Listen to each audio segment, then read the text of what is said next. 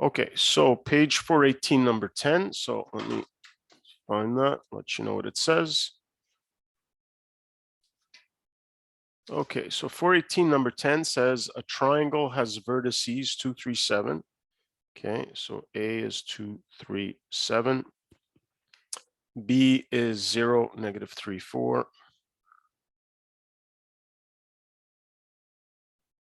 And then C is 5, 2, negative 4. Okay, and there's two questions here. It says determine the largest angle of the triangle and determine the area of the triangle. Okay, now question A is kind of annoying because there's an argument to be made that you find all three angles and then whichever one is the largest, well, there you go, there's your biggest angle. But there's actually another way to do this that might save us a bit of time. So can anybody think of what I might do? Like, how would I know which the largest angle is? What is connected to the largest angle in a triangle?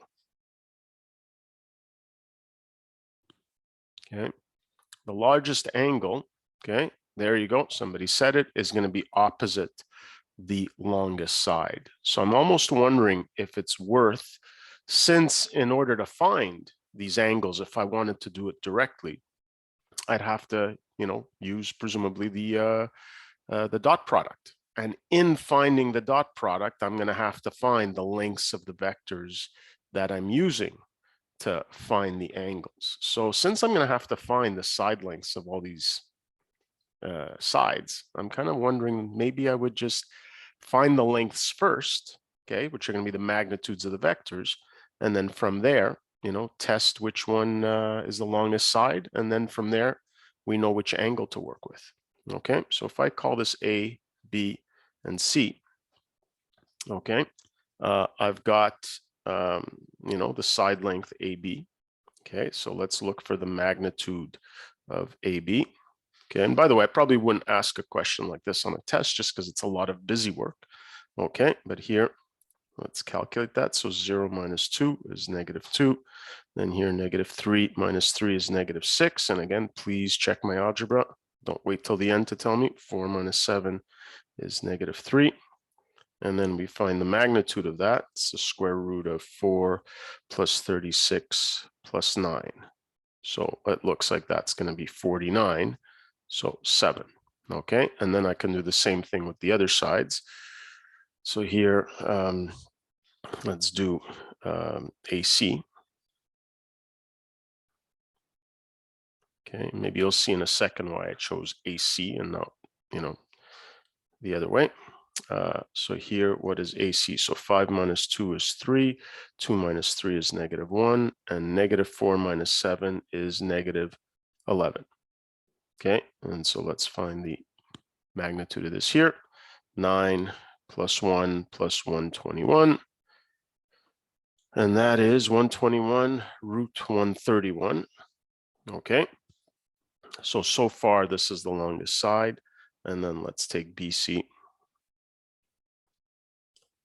And that'll be 5 minus 0 is 5.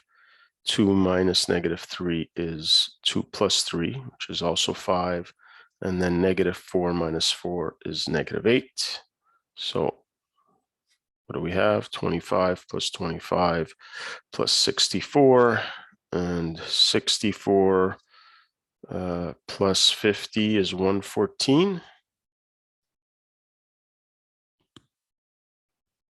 Sorry, I'm having a bit of a freeze here. That should be right? 114.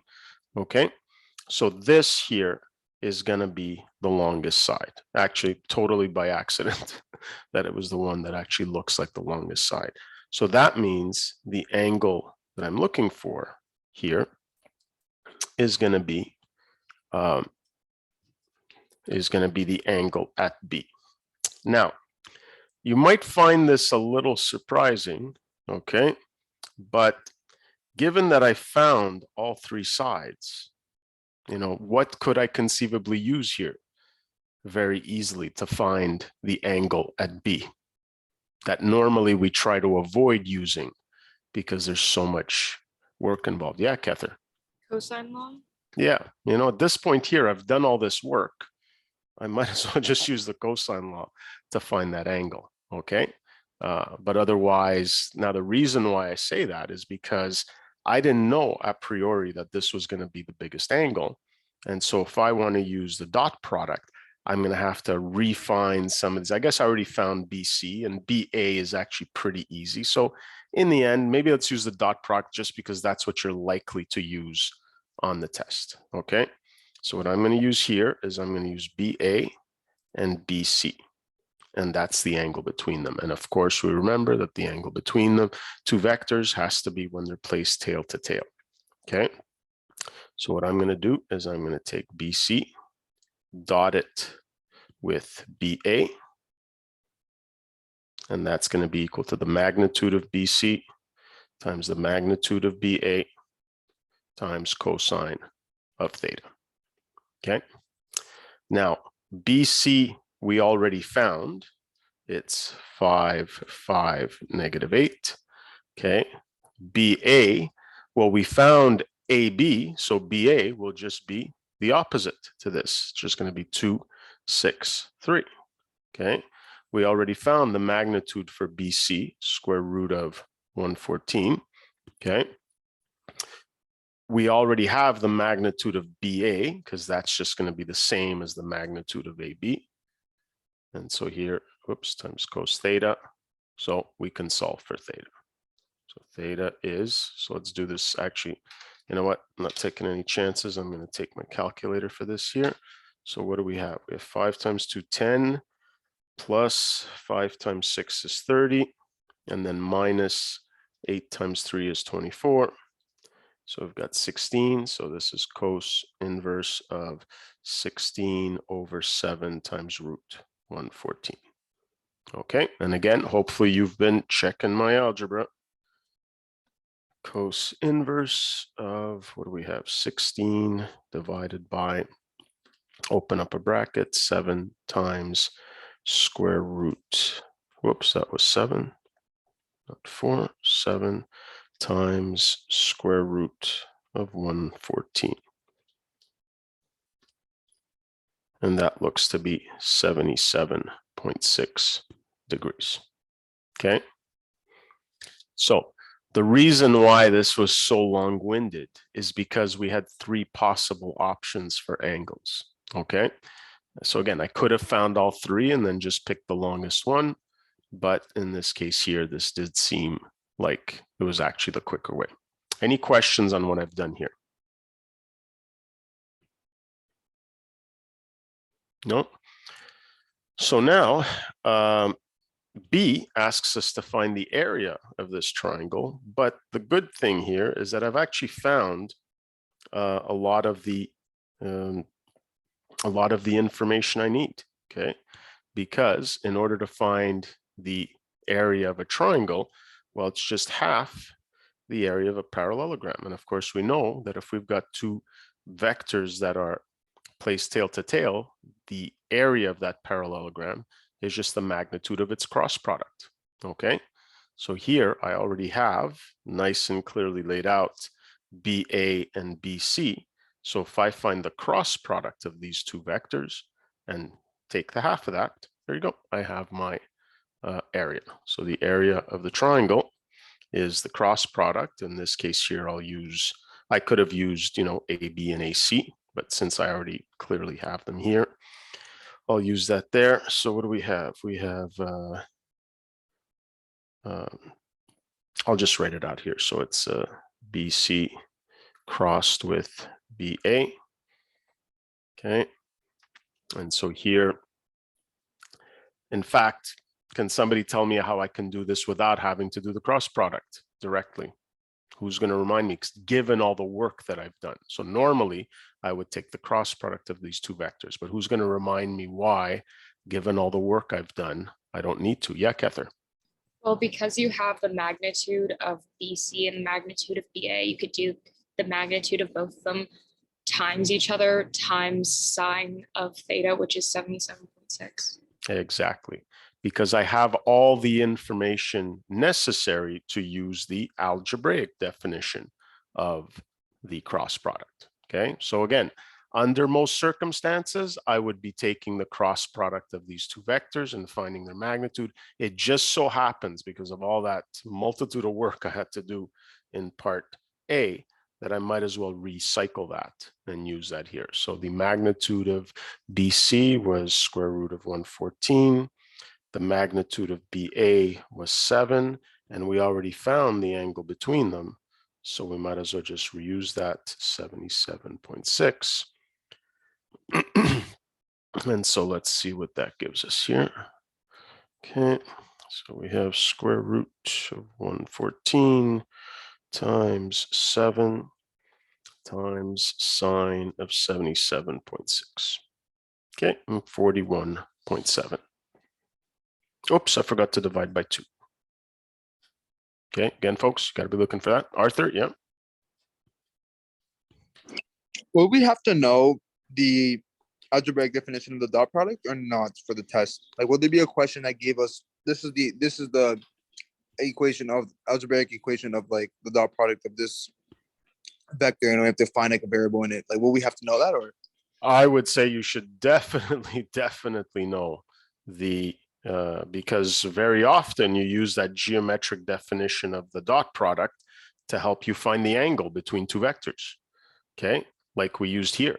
You know, you calculate the dot product using the algebraic definition, but then you use the geometric definition to help you calculate the angle between, say, two vectors. Sorry. I confused the dot product and the cross product. You used the algebraic version of the cross product. Right? I would know it. I would certainly know Okay. it. Yeah, I would. Yeah. That is definitely was something I would know. Yeah. Yeah, my bad. That was my question. Okay.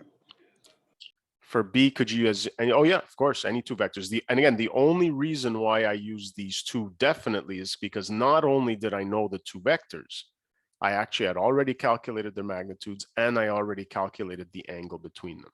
Okay. If, say, I could be using AB and AC, but in that case there, I would use the algebraic definition of the cross product and then find the magnitude afterwards. Okay. So the only reason why I did this was because I had already done so much. I'd done pretty much all the work already. But for sure, you can use any two vectors. And remember, they have to be placed tail to tail. So here, if I had used AB and AC and found the cross product of those two vectors, you should, in principle, be getting the exact same answer, perhaps slightly off because of your, depending what kind of approximations you made. Okay. Okay, so this question here, I mean, what was nice about it is it kind of forced us to review a lot of stuff. Okay, like I said, I probably wouldn't ask a question like this because you don't get that much out of it, but it's good practice to, you know, remember how to calculate the area, forced us to use the dot product definition. It'll gave us an opportunity to use the definition, the geometric definition of the cross product. Okay, so if there's no other questions, we'll leave that there. And by the way, if you had used the dot product to find all three angles, yeah, you'd have gotten full marks, just it would have taken you a little longer. So now we're going to 451, number 3. Okay, so 451, number 3. So here, oh wait, somebody's coming in. 451, number 3, it gives us two lines that intersect at a particular point. And when you see the equations, it'll make perfect sense that they intersect. It says, what's the angle between line 1 and line 2? So let me write down the, so 5,3 plus 4, -7. So I'll call this R1 is 5,3 plus S, or do they use T? Oh, they use P, -4,7.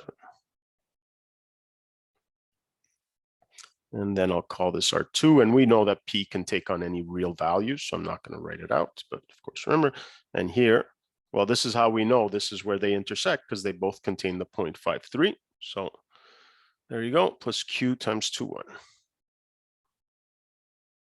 Okay, and what we want to do is find the angle between these two lines. Now, one of the things I've been suggesting for people who've come by is that even sometimes for questions like this, draw yourself a diagram. You know, again, it doesn't have to be a perfect diagram. So here you got these two lines in 2D, so they're, you know, easy to draw, 2D lines. Okay, and there you go. There's your point of intersection, but that's not really the important thing here. Okay, is you're looking for this angle between them. Okay, now keep in mind that I'm saying this is the angle that I'm looking for, obviously, but I might be finding this angle depending on my direction vectors. Okay, again, remember the diagram is just a guide.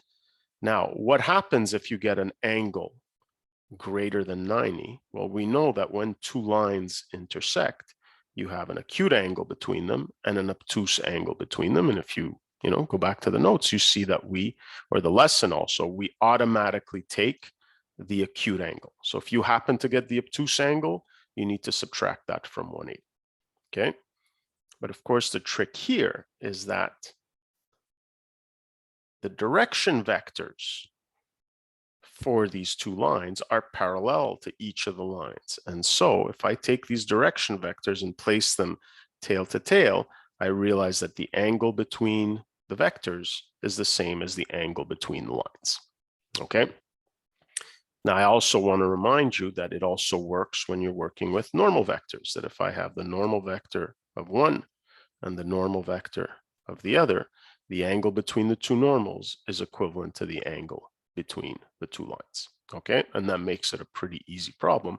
And so now this is where it makes sense to use the good old dot product. So I'm going to do -4,7 dotted with 2, 1. And that's going to be equal to, now I use the geometric definition, the magnitude of this vector here. So that's 16 plus 49. And this one here is going to be 4 plus 1 times cosine of theta. Okay, so theta here is going to be equal to, whoops. So this is -8 plus 7. Okay, so that's -1 all over. So this is going to be, what is this? 49, 59, 65. And of course, it's cos inverse of all this. Okay, a bit messy, sorry about that.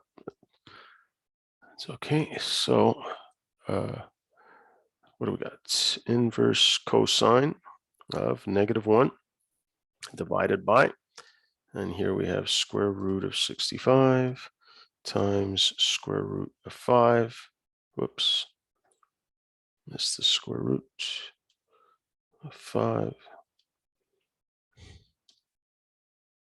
And it looks like it's 93.2. Okay. And we have exactly that situation that we were talking about. Okay. So it turns out that what I found was this, obtuse angle, or I guess that's technically theta. But what I'm looking for is the acute angle. And of course, what is the relationship between these? So the angle is going to be equal to 180 minus 93.2. And here, that's going to be 86.8. Okay. And yeah, you'd lose half a mark if you didn't give me the acute angle. Okay. So the trick here was to, number one, identify that the angle between two lines is equivalent to finding the angle between the two direction vectors. Okay. And remembering just, that if you were working with the normal vectors, it's also the same as finding the angle between the two normal vectors. But remembering also that once you calculate that, you're always looking for the acute angle and not the obtuse one. Okay, any questions on this here? Oh, okay, so we'll go to number 7. So I'm just going to go in order for the ones that are on this page, not necessarily the order I got them.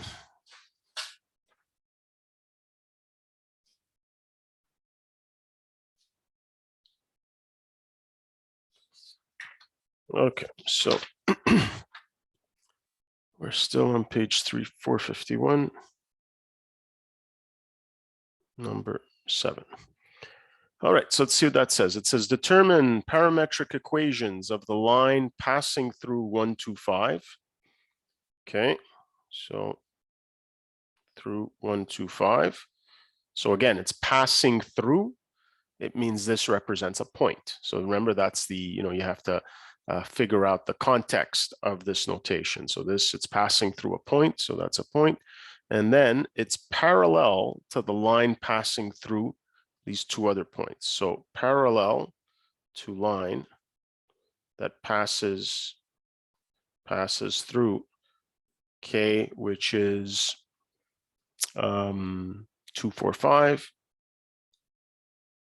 and L, which is 3, whoops, I lost it, 3, negative 5, 6. Okay. And so again, draw yourself a little diagram here. So what you're looking for, a line that passes through 1, 2, 5. So there you go. You have your point on the line. Okay. And it's parallel. Okay. So the line I'm looking for is parallel to the line that passes through these points K and L. Okay. And hopefully you see that because these lines are parallel, any direction vector for this line will also be a valid direction vector for the one you're looking for. So the direction vector that you can use is just the vector K to L, because remember that this vector here, once you find it, can just be moved to wherever you want. Okay, so KL is going to be 3 minus 2 is 1. Negative 5 minus 4 is negative 9, and then 6 minus 5 is 1. Okay. Now, when you're writing, I believe they're asking for parametric equations. Some people like, you don't have to do this. Certainly you do not have to do it, but some people do find it easier to first write the vector equation. So the vector to the point that I know is 1, 2, 5. Okay, plus some parameter, let's call it t, times the direction vector. And then from there, write the parametric equation. Obviously, if you're comfortable going straight to the parametric equation, you can do that. So here we have x is equal to 1 plus t, y is equal to 2 minus 9t, and z is equal to 5 plus t.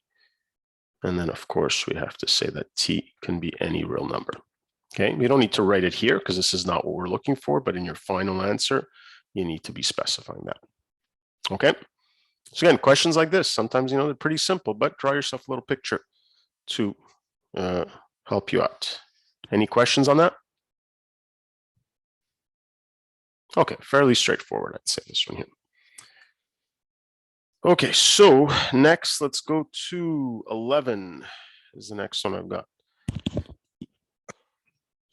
Excuse me. So this is page 451, number 11.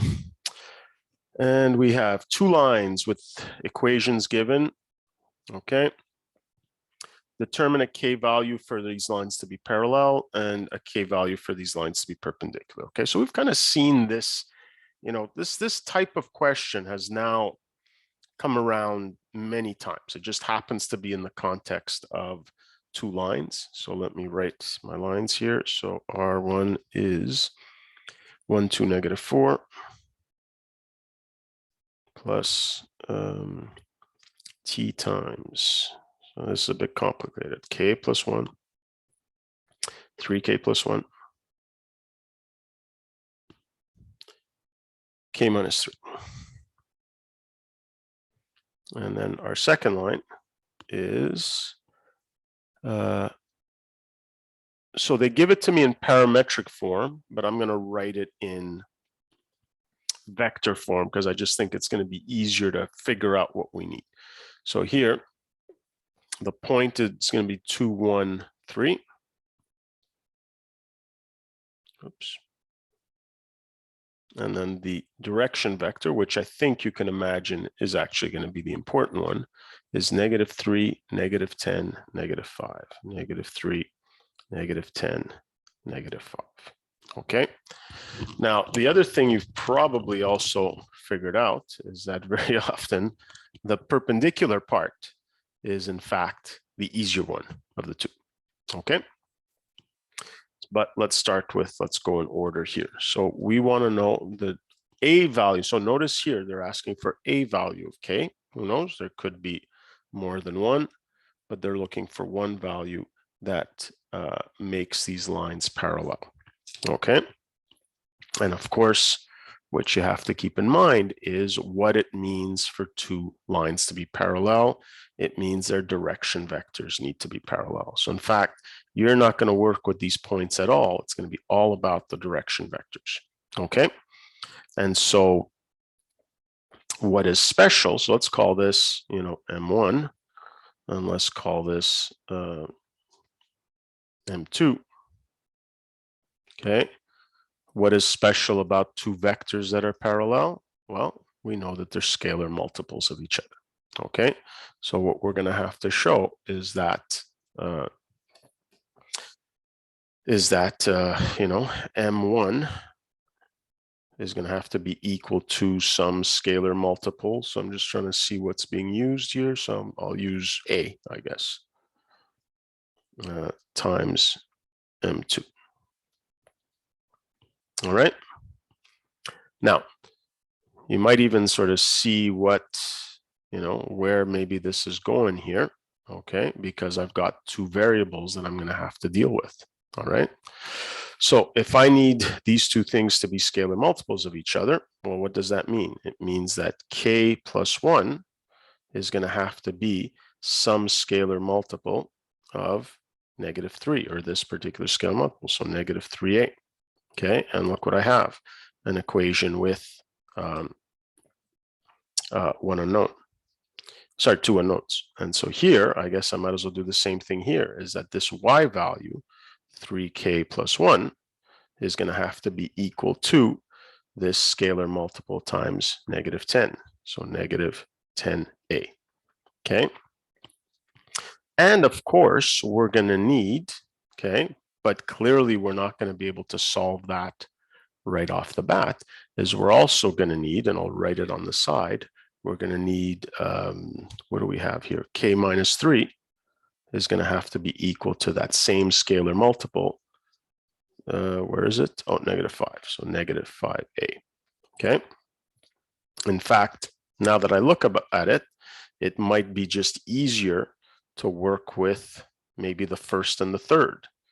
Okay. Because look what we have. We have k's here that are already. So I'm actually going to work. I'm going to change my mind here and work with this one here. These two equations. What is that? -3. Okay. And let's solve these equations nice and easy because I can just subtract them. So k minus k gone, -3 minus 1 is -4. Okay, is equal to -5 plus 3. So -2a. So a has to be equal to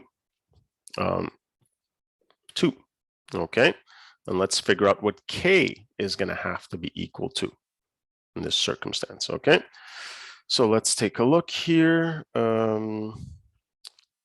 Here's the equation. Let's take, what's the easier one to use? I guess maybe equation 2. So we have k plus 1 is equal to -3 times what's a? 2. And so here, k has to be equal to, what do we have here? -6 minus 1, -7. Okay. Now, who can tell me why we haven't necessarily solved the problem here? Can somebody tell me why we can't just say, oh, there we go, k -7, that works? Any takers on that?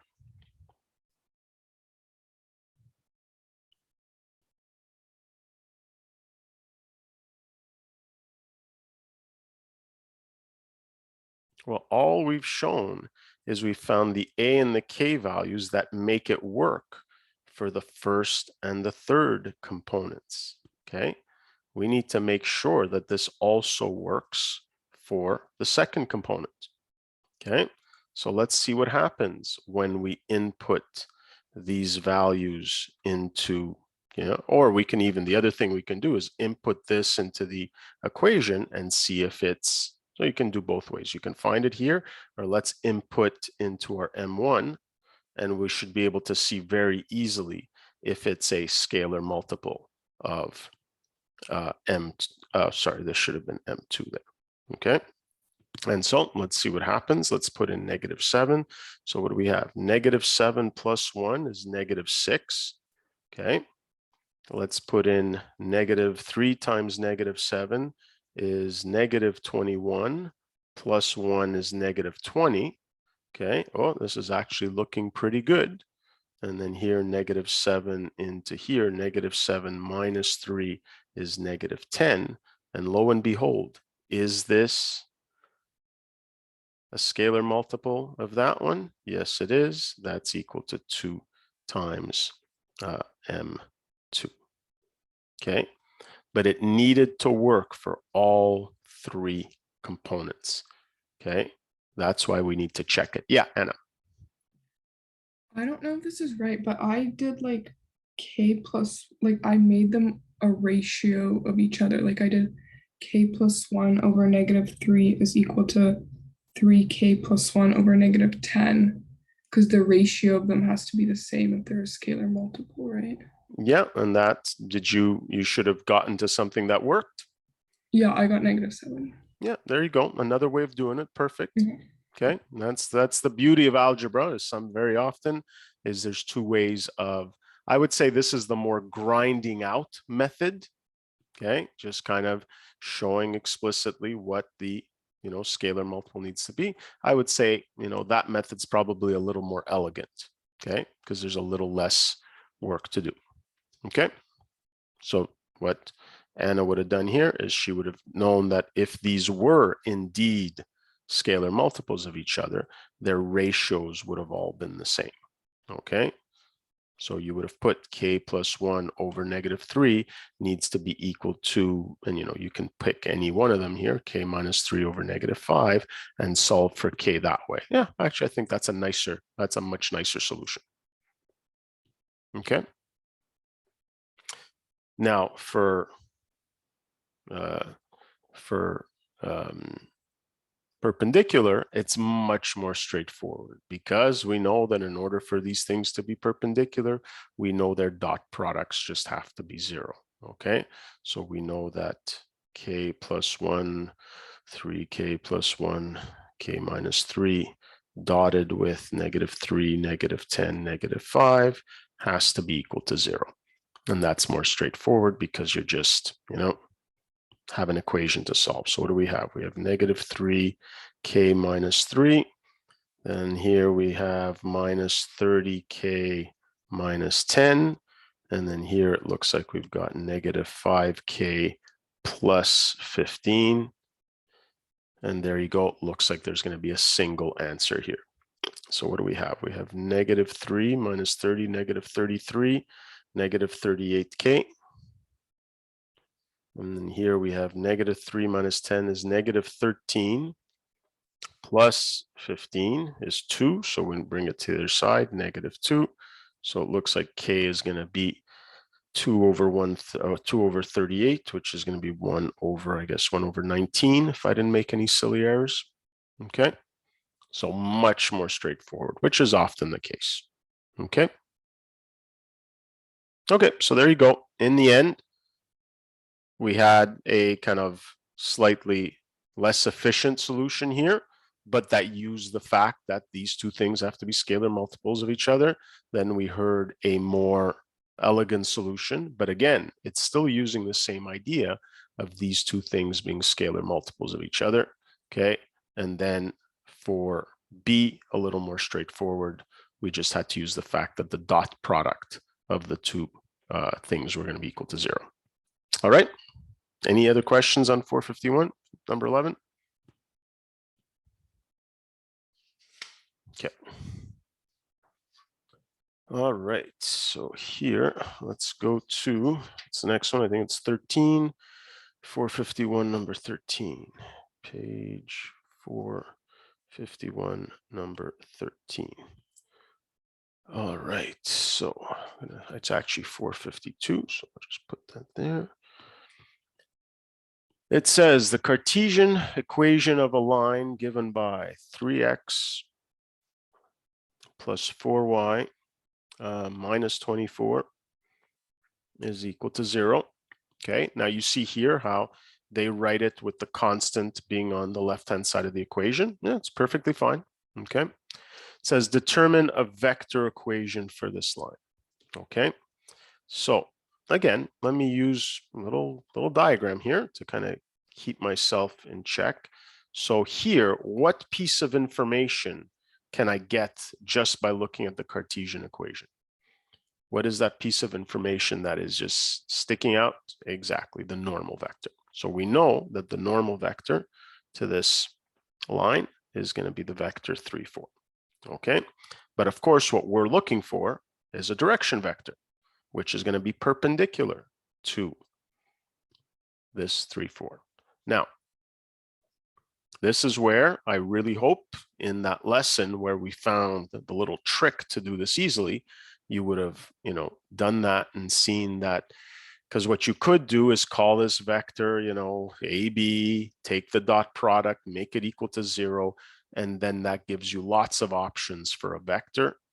Okay, and just pick one that works. But we would have seen that there's a neat little trick, okay, that is related to the, to the slope, because we are in 2D here, we're not in 3D, that allows us to immediately, like in a second or less, find a vector perpendicular to another vector.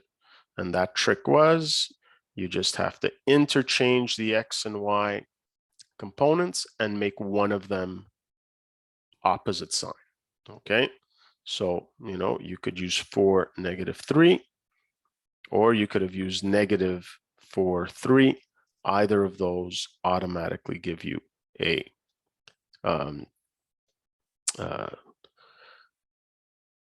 vector perpendicular to the one you started with. Okay, I like this one better because it's always nice to start off with a positive value. So A, there you go.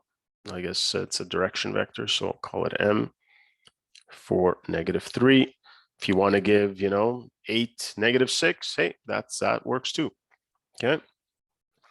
So from there, determine the parametric equation of this line. Well, we still don't have enough information. Okay, hold on. Sorry. The other thing we need to do that is a point. And that's one thing that the Cartesian equation does not give us explicitly. It doesn't give us a point. So I'm going to find a point here on this line, and I'm going to do it in the easiest way possible. I'm just going to let one of these be a nice number. And since this is 3 and 4, and they're both divisors of 24, I'm just going to make one of them equal to 0. Okay, so let's let the, X component equal to 0. So what are we left with? We're left with 4y equals, I'll bring the 24 to the other side. So y is equal to 6. Okay, so that means I can now write my parametric equation, which is going to be X equals, well, the X component of my point, which is just 0, plus 4 times my parameter. So it's just going to be 0 plus 4t, and then y.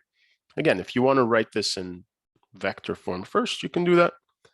So now the second one is the y component of my point, which we found was 6, plus t times the y component of my direction vector. So it's actually going to be minus 3t.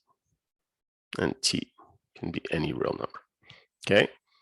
Now, as we know, with vector and parametric form, there's lots of equations. I could have let y be equal to 0, and then x would have been equal to 8, and use that point. Okay. Any of those would work. So I'm just going to go through these. You folks let me know if there's anything you want me to stop at. It says determine the acute angle this line makes to the x-axis. Did I give all of these questions? I'm actually surprised I would have given that one, but okay. Determine the acute angle that this line makes with the x-axis. So again, I'm going to do is I'm going to use, a diagram here. Tony, So I'm pretty sure you just gave A and B. okay, that's what I thought, because I'm not really interested in these questions. So if I only gave A and B, I'll stop there. Okay. Okay, so again, what I hope, the couple of things I want you to get, here's again, this idea of drawing yourself a little picture to kind of guide you along. But this was a good opportunity to recall this little trick because, that can save you a fair bit of time. Okay, anything else on 452, number 13?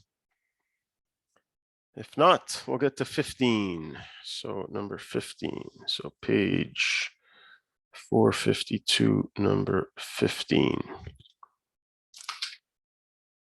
All right, 15 says, determine a unit vector normal to the line defined by the parametric equations. I'll write them down. So we've got this line, x equals 1 plus 2t, and y equals -5 minus 4t. Okay. Now, I want you to keep in mind that when you see that they're looking for a unit vector, the unit vector part should not be of any concern to you, because what can you do to any vector to turn it into a unit vector in the same direction? Okay, this is now something we've seen many times now. What is it that you can do to just make something a unit vector? Yeah, it's a variant. Depending on the situation, from my understanding, either multiplied by 1 or -1. No, that won't necessarily make it a unit vector. No, so what's going to make it a unit vector? Yeah, Kether. You can divide it by the magnitude of the vector itself. You just divided by the magnitude of the vector itself, and that's automatically going to give you a vector with magnitude 1. Okay, so make sure you keep that little trick in mind. So essentially what I'm telling you is that that's not the interesting part of this question. So the interesting part is we need this vector. Sorry, now I lost it. Oh, the vector needs to be normal to the vector defined by this line. So here, in fact, I think we're going to see there's a connection to the one we just did. Here's my line. What piece of important information is going to be useful in this equation if all I'm looking for is a vector that's perpendicular to this line or normal to this line? Yeah, the only thing I care about here is the direction vector. Okay, I know that the vector, what is it, 2, -4, is parallel to this line. But what I'm looking for is a vector that is perpendicular to this line. And if it's perpendicular to the line, it also has to be perpendicular to the direction vector. And this is where, again, I'm not going to do no fuss here because I've got my nice trick that the normal vector or unnormal vector, because there's infinitely many that are perpendicular, I'm just going to use my old trick. I'm going to flip them around and make one of them change sign. And of course, I'm going to choose -4 to change sign. But of course, you could make it -4, -2 if you like. That's perfectly fine. Okay, so here, this normal vector can be found by just swapping them around and changing one of the signs. There you go. Okay, that. I'm not going to say equals, these two things are not equal, but this is another option that would also work. Okay, but of course, this is not what we're looking for. We're looking for a unit vector that's perpendicular to this line. So this is where now I can just take what we just talked about a second ago and find a unit vector. And this is where I'll use my little hat notation to show that it's a unit vector and just take 4, 2. And when I say divide by its magnitude, we really mean multiply by 1 over its magnitude. We're doing a scalar multiplication here. So what is the magnitude here? Well, it's 16 plus 4. Okay, so that's going to be 4, 2 over the square root of 20. And so that's going to be 4 over root 20 and 2 over root 20. And of course, if we want to really be adhered to the strict policies, what would I do to simplify this even more? I wouldn't require it, but what, could I do to make this a little more conventional? Yeah, Zavarian? Convert root 20 to 2 root 5, and then the 4 and the numerator and the denominator would cancel, i.e. the 4 and the 2. So you'd be left with 2 divided by root 5. There you go, is to rationalize that or simplify that radical. So 2 root 5, and here these cancel out. So 2 over root 5, 1 over root 5. But like I said, I'm perfectly happy for you to just leave it in that form there. Okay. So again, this neat trick of just switching things around to get an automatic perpendicular vector. And again, we've got to keep in mind that only works in 2D. Okay. And again, using this trick of finding a unit vector by just dividing by its magnitude. All right. So now we're going to go to 459. 459. And the first one we have is 3.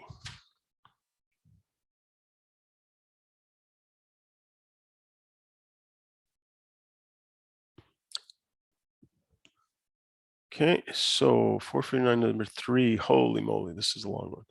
Okay, a plane has this equation. And did I give all of these or did I just give some of them, just so that I know what to do?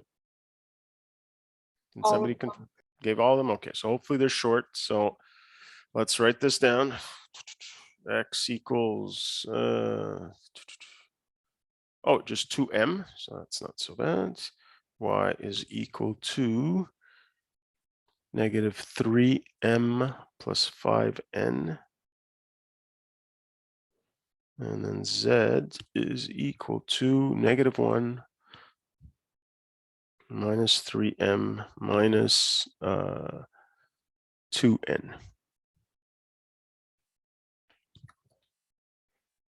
Okay, so part A asks us to determine the coordinates of a point on the plane.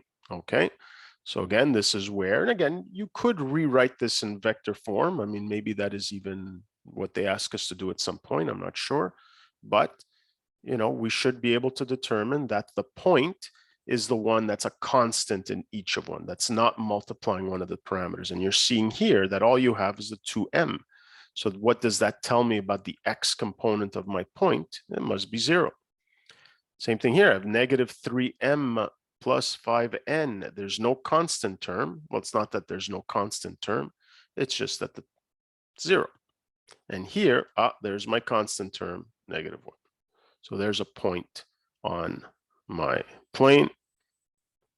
The next one I guess is going to be what are the direction vectors for this plane? Now, of course, it's a plane, so there's going to be 2 direction vectors, and one of them will be multiplying one of the parameters. So let's say the first parameter is m. So I look at what multiplies m. So it'll just be 2, negative 3. Negative 3 again. And then for b, it's whatever multiplies n. Here again, there's no n term, so it means its coefficient must just be 0. Here it's 5. Here it's negative 2. Okay, so it's about understanding what parametric form means, what info contains. It says what point corresponds to parameter values of negative 1 and negative 4. So let me write that down. M equals negative 1, n equals negative 4. Well, not much to do. Just take these values and stick them in. In fact, it's kind of nice that it's in parametric form, makes it a little easier. So x is just going to be equal to 2m, which is negative 2. Y is going to be equal to negative 3m, so negative 3 times negative 1, plus 5 times n, which is negative 4. So this is 3 minus 20, so I guess negative 17. And then z is going to be equal to negative 1 minus 3 times negative 1 minus 2 times negative 4.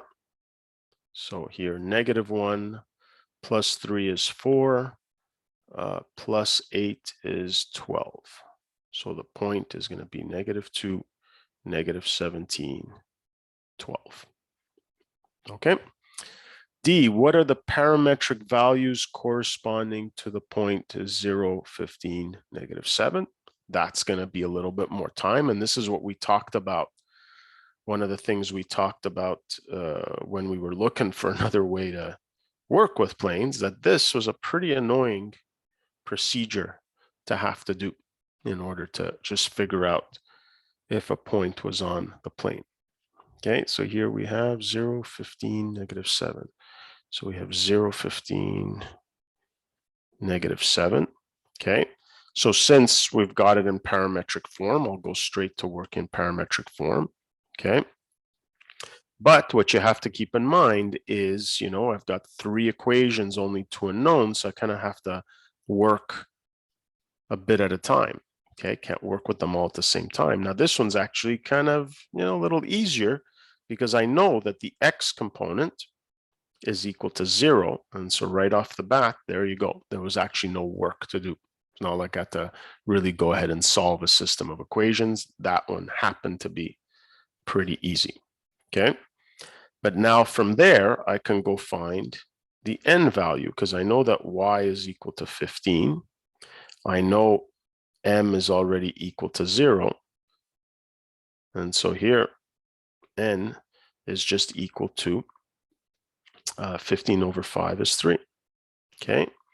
But this is where you have to be careful. And this is going to become a bit of a theme for us later on, is I've only worked with x and y. Okay. So I better show that these values of m and n are also going to produce the correct z value. Now here they're kind of telling you show it's on the plane. So they're kind of telling you a priori that this should work. So let's look at z here. Okay, and let's do the the left-hand side. Well, it's got to be equal to -7.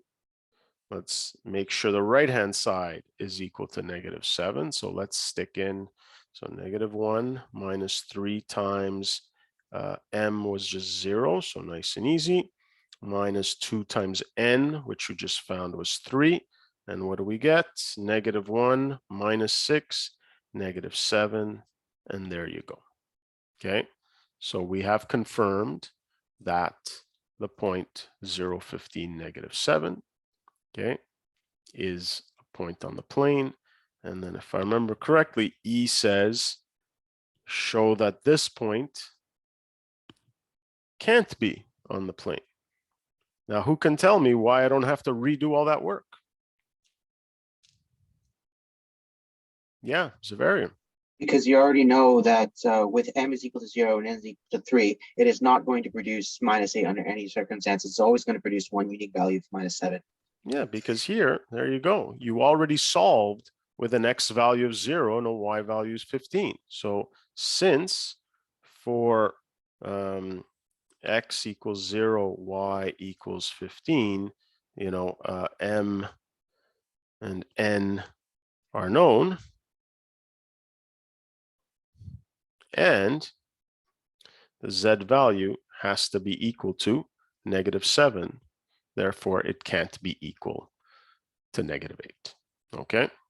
Obviously, it would be completely different if these x and y values were not the exact same as here. But we already showed that for these x and y values, the z value has to be equal to -7, can't be equal to -8. Okay, so nice little question. But again, hopefully this again convinces you that, working with vector form or parametric form is not ideal. Okay, so let's go to number 8. Okay, number 8. So a plane has this equation. Give the equations of 2 intersecting lines that lie on this plane. And what point do they have in common? Well, I don't think I'm actually going to need much room for that. So I'm just going to recycle the edge of this piece of paper here. So this is page 460. What number was it again? Number 8. Okay, and let me write down the equation of the plane here. So what do we got? -356, -356 plus -112, -112, and the last one is 2, 1, -3. Okay, and of course S and T can be any real number. Okay, so again, let me draw myself a little plane here. So this represents the plane. So here's my point. Okay. And what do we have? We have these two vectors that we know can't be parallel. And so how can I determine the equation of a line that's on this plane? Well, I could just use this point and use one of those direction vectors as the direction vector for this line and just add only scalar multiples of that vector. And then do the same thing here. Use the same point with this direction vector and create the line, the point of the line of points that only uses that direction vector. So in a sense, there's really not much work to do here because it's just recycling what you already know. You know the point. Oops, 5, 6. And you add just scalar multiples of that one direction vector. What's it going to do? It's going to create a line, and it has to be on the plane because it contains a point which is on the plane and a parallel vector that's parallel to the plane. So here we go, s -1, 1, 2.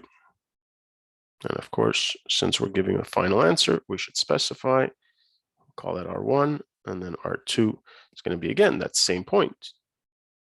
But now I'm going to be adding multiples of that other direction vector.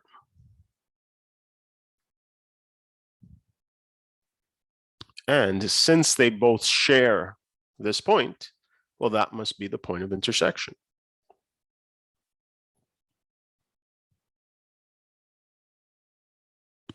Okay, and I think that's all. Oh, there we go. We answered part B at the same time. So this is A and this is B. Okay, so any questions on that? So again, this is one of these things about not overthinking the question. It was just figure out how you can use that information here. The diagram kind of really, I think, makes it pretty explicit that if I use just one of these direction vectors, I can create a line that's on the plane, use the other direction vector, create a second line that's on the plane, and they have to be intersecting at that given point. All right, anything else we have? Okay, so we're just right at 9:02. So if there's something else, I'm happy to answer it. Or if you have any more general questions, happy to answer that. Otherwise, yeah, Zveria. I just had a quick question about 3A. I'm so sorry. I realized I probably recycled it, but just a question about 3A. If you could just go back to that section, please. 3A. And it's regarding with the constant thing.